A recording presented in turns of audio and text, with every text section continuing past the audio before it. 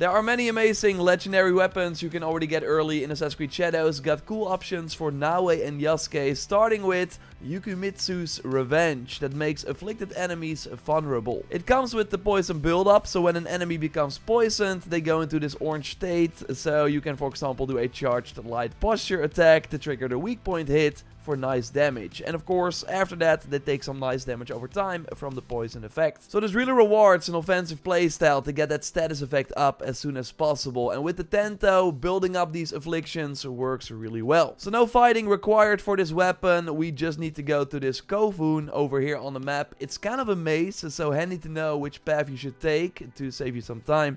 At the first intersection, go right. Straight ahead at the second one that looks like this, and then left at the final one to reach the legendary chest and get this weapon. There's also a nice legendary katana for Naoe you can just find in the world, and with this your affliction build-up is not lost over time. Like normally when you build up a status effect like poison or bleed on an enemy, that meter will quickly reset if you don't hit the enemy anymore. But with the Bloodshade katana, the affliction never goes away until you, of course, trigger the effect. And this works great with the included bleed buildup on the weapon, as you can start stacking it on targets, turn your attention to someone else, then return to your initial target to still trigger the bleed for a big chunk of extra damage. And it's overall just a great perk to have and to engrave it on future katanas when focused on the status effect. You can of course engrave after building the blacksmith and upgrading that to rank 2. And you can find it in a legendary chest on a ship over here on the map. You can just sneak in through the window, get the weapon and then disappear again. Shinobi's Fury is also amazing because with this, weak point hits make enemies vulnerable a second time. So do a perfect deflect or dodge to have the enemies go in the vulnerable state. And now if you do the weak point hit, the enemy is staggered and glowing again, so you can follow up with another weak point attack for even more damage, which will kill a lot of regular enemies. But there are also abilities for Naoe like the Shadow Piercer that will make targets vulnerable, so they can apply this tactic as well. A great crowd control weapon to help Naoe, as she of course does not want to take too many hits. You might already have this by the way, as it's a get from the golden Teppo target that you have to go after for the main story very early on in the game. But if you watched the amazing things you want to get early video, then you know about another amazing Tento. Like this one slows down time so the enemies cannot react. It's amazing. Totally check that video with more amazing early unlocks also for the hideout. Now let's look at more early weapons. Of course, a like on this video would be awesome, and subscribe to not miss our next Assassin's Creed Shadows video. Another nice katana is the Yami No Kage, as this rewards the very defensive playstyle where Naoe deflects all her enemy moves to then follow up with some nice damage. The weapon namely deals 100% damage to the attacker on a deflect, and this damage is once again based on the damage of your weapon, so the higher its level, the stronger the effect.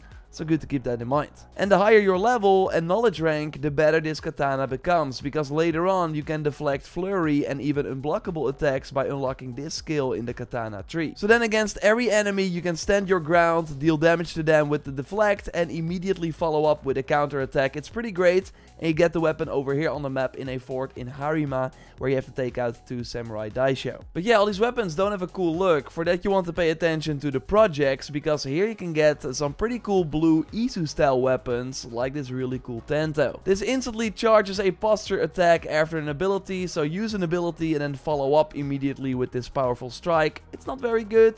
More fun is the Naginata from Yasuke that looks insanely awesome as well. Like there are no blue glowing weapons like this in the game otherwise. So normally a knockdown from a sprint onto an enemy just pushes them on the ground. But with this weapon you increase the impact on this shoulder tackle. So instead you send them flying, which just does not get old. So a fun impactful perk, but there are totally better Naginatas in the game. Still makes this weapon worth it, because you can of course transmog the look over other Naginatas, and again there are just no other looks like this in the game.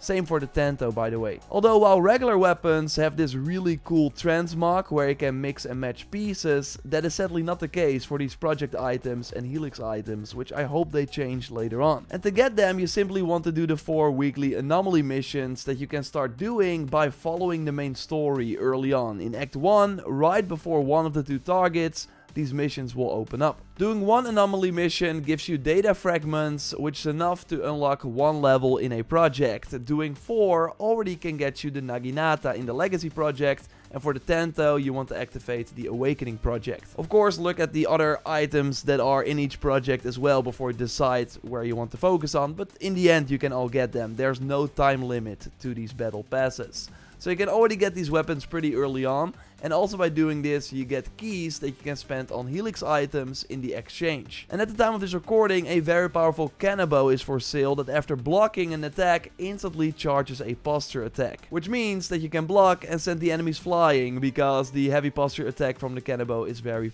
strong. There's also this gun that has a 50% chance that bullets are not consumed. So yeah, it does what it says. You sadly still have to reload, but it's nice if you run out of bullets fast. It looks really cool too, but this is totally not the best Teppo rifle in the game. But yeah, overall, by getting the keys, you can get these very powerful weapons early on in the game. And if you want to know more about this system, totally check our Deluxe Edition and Anomalies video by clicking the link in the video description. For Yasuke, we also got a nice selection of powerful weapons that you can already get early, like this amazing Cannonbow that restores an adrenaline chunk whenever you break an enemy armor, which with a Cannonbow is very easy. Also because abilities you use with the Cannonbow deal major damage to armor as well, so you basically get the adrenaline chunk back that you just spent when you use that ability. You simply cannot run out of adrenaline with this Cannonbow, which kinda wilds because the abilities with the Cannonbow are really powerful, and now you can use them every time they are available. Now there is something weird going on where the actual hit that breaks an enemy's armor won't always be the hit that restores an adrenaline chunk. Sometimes it's the hit that you do after an armor breaks, so good to keep that in mind. But that doesn't make this weapon less powerful, so you can find it in a legendary chest over here on the map at the Grave of the Buried Hopes. No enemies are nearby, so you can go to this at any level. But you can also get a very powerful katana early on if you choose the right target to go after. I love the name, the Myth Slayer. It's especially great against the high health tanky targets, because basically every final hit of your combo, so both a heavy and light attack, counts as a posture attack and makes the enemies vulnerable. So the combo ender will break through the guard's defense, stagger them too, plus makes them go into this orange state, so you can follow up with a charged light posture attack for the weak point hit. Like with this weapon, you can pretty much just spam the light combo against slow tanky targets like guardians, and they cannot do anything back. Also great that the posture attack at the end of the combo is instantly charged, so very easy to pull off. For this amazing katana, you want to go after the Mourner target, which you can already do very early after Act 1 and unlocking Yasuke, so prioritize this one and they can get the weapon. Of course, if you found any amazing weapons early in the game, let me know in the comments down below, or want to see other things in future videos. I'm all ear. The comments is where you can let me know. Subscribe, of course, to not miss our next Shadows video. We got a ton planned. A like would really help me out. And check out my video with way more things you want to get early by clicking on the screen. I will speak to you very soon. Goodbye.